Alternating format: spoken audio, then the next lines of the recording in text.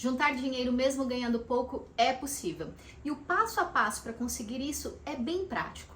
Muitas vezes você vai precisar treinar mais o seu cérebro do que qualquer outra coisa. Vou te explicar o porquê. Hoje em dia a gente vê tanta coisa, né? A gente tem acesso a tanta coisa.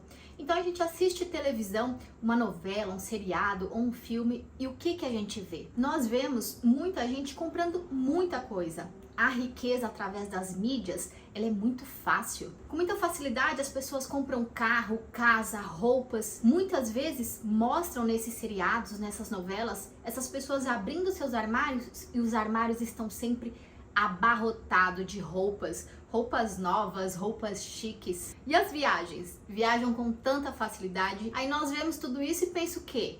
O quê? Eu também quero. Quando a gente vai correr atrás para conquistar essas coisas, aí a gente vê que não é tão fácil assim. Você vai lá tentar comprar a casa dos seus sonhos e vê que a entrada para o financiamento daquela casa é muito alta, tá fora da sua capacidade. O que você faz? Coloca esse sonho de lado. Então você parte para fazer uma viagem, vai pesquisar os preços das viagens e qualquer viagem para um estado vizinho, para uma cidade vizinha, ela vai custar pelo menos R$2.000, com tudo pago. Você olha assim e pensa, R$2.000? Caraca, eu não tenho esse dinheiro agora. O que você faz? Coloca as viagens de lado também. E aí o que você faz? Coloca os seus sonhos de lado e começa a gastar com outras coisas, que são as chamadas recompensas imediatas. São coisas que têm custo mais baixo e você acha que é mais fácil você ter acesso a essas coisas. Você vai lá no shopping e gasta dinheiro com roupas. Muitas vezes você nem tá precisando de tanta roupa, seu armário tá cheio de roupa, sapatos, acessórios, várias coisas. Você vai gastando o seu dinheiro porque aquilo ali está te dando um prazer momentâneo. Aquelas coisas, elas são acessíveis para o dinheiro que você tem no momento e isso acaba confortando o seu ego de certa forma. Chega no fim de semana e você faz o quê?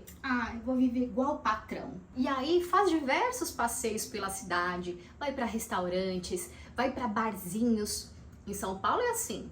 Tudo que é passeio que você vai fazer tem a ver com shopping e barzinhos. Shopping, gastar dinheiro com coisas, bens, materiais, e os barzinhos, lanchonetes, restaurantes, gastar dinheiro com comida. Essa é a diversão para a grande maioria dos paulistanos. Eu acho que é assim para a grande maioria das pessoas que vivem em cidade grande. Se você não mora em cidade grande, deixa aqui nos comentários como é que vocês se divertem aí. Também saem para torrar o dinheiro com bugigangas, com guloseimas, com tranqueiras no shopping? Deixa nos comentários para eu saber se é tudo igual nas grandes cidades e nas cidades menores. E aí você faz isso. Torra outra parte do seu dinheiro nas saídas nos fins de semana. E todos os meses você repete esse mesmo ciclo, porque o seu cérebro internalizou isso, que tudo que você pode comprar são essas coisas, e você acaba torrando o seu dinheiro. Mas é possível mudar isso e eu vou te explicar como. Gente, toda essa historinha que eu narrei aqui, ela é a minha história. E eu acredito que seja a história da grande maioria das pessoas. Como é que a gente muda isso? Em primeiro lugar, está o desejo, está os seus sonhos. Então faça uma lista com os seus sonhos. Quais eram os meus? Era viajar, ter uma casa linda, ter uma família bem estruturada, com meu esposo e as minhas filhas. Quando eu parei para analisar esses meus sonhos, eu percebi que eu ia precisar de muito dinheiro falando da perspectiva de uma pessoa que tem pouco dinheiro, né? Então, para mim era muito dinheiro, eu ia precisar de muito dinheiro para conseguir concretizar aquilo. Quando eu olhei nos meus bolsos, eles estavam vazios. E aí eu fiquei pensando, como é que eu iria conseguir conquistar tudo aquilo? E foi então que eu fiz um orçamento. Então liste todos os seus ganhos e todos os seus gastos para você conseguir entender onde é que o seu dinheiro está indo para o ralo. E foi nesta parte que eu consegui compreender onde é que eu estava gastando demais o meu dinheiro. E aí falei para mim mesma, não. E eu vi que eu precisava priorizar os meus gastos. Eu precisava concentrar os meus gastos no que era essencial e tentar cortar o máximo de supérfluos possível. E eu vou te confessar que nessa época eu fui super radical.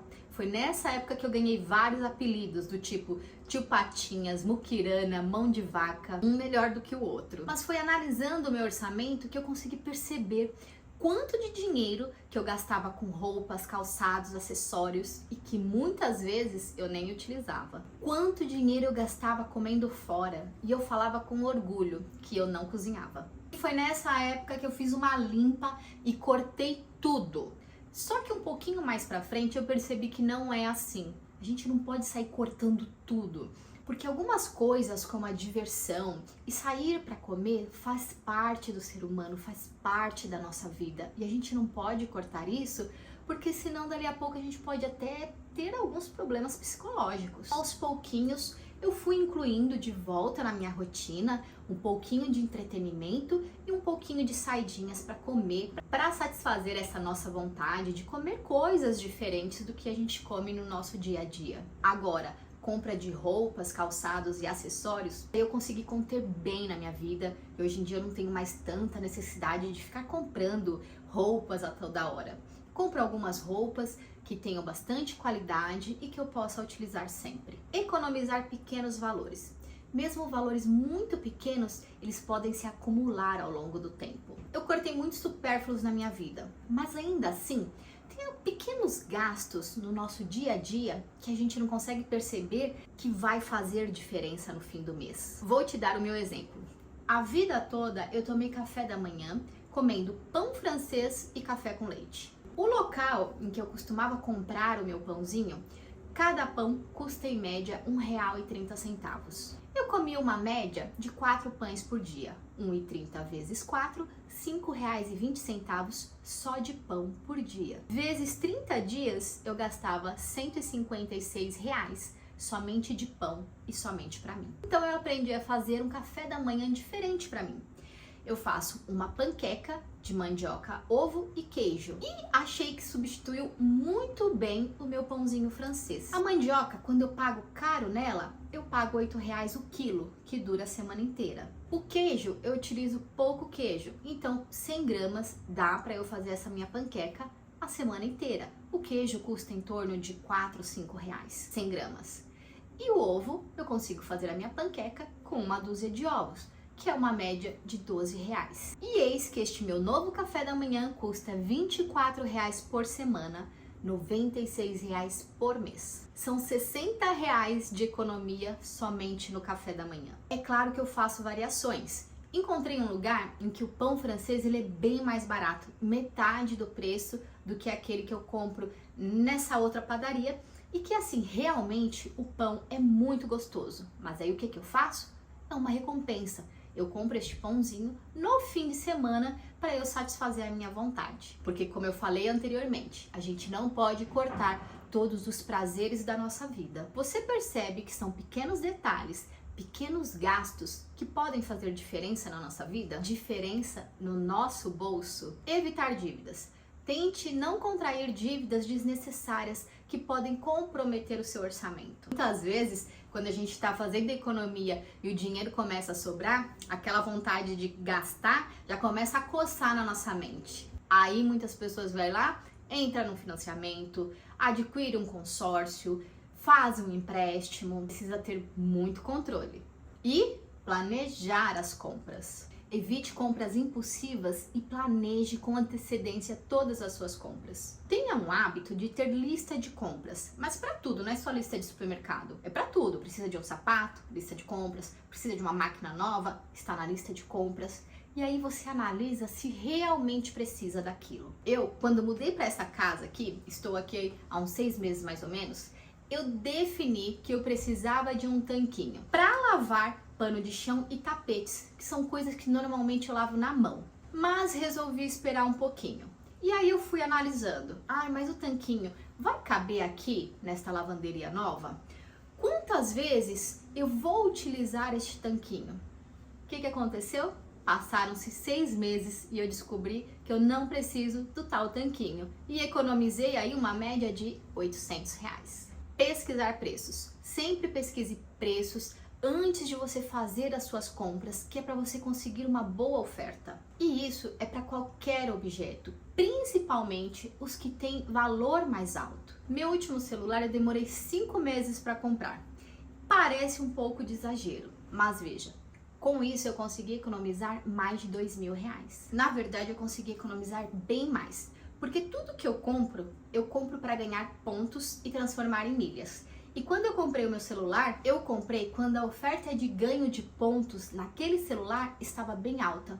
Então, eu ganhei quase 200.000 milhas somente nesse celular. Com essa quantidade de milhas, você consegue adquirir muitas passagens que pode chegar em torno de R$ 8.000. A minha economia, se você for analisar bem, foi muito maior. Esteja sempre de olho nos preços, pesquise em 2 ou 3 lojas, mesmo as roupas que você for comprar, tenha lojas de preferência e dê uma olhadinha em qual dessas lojas as roupas estão mais em conta e sempre olhando preço versus qualidade. De repente, no momento em que você for comprar, alguma das lojas está em promoção e você consegue as suas peças mais baratas. Busque rendas extras.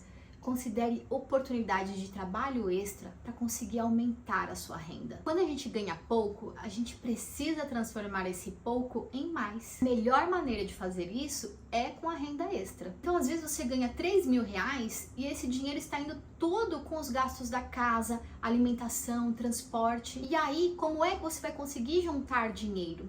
Você vai precisar fazer uma renda extra. E às vezes tudo que você precisa a mais para guardar, para juntar, às vezes R$ 300.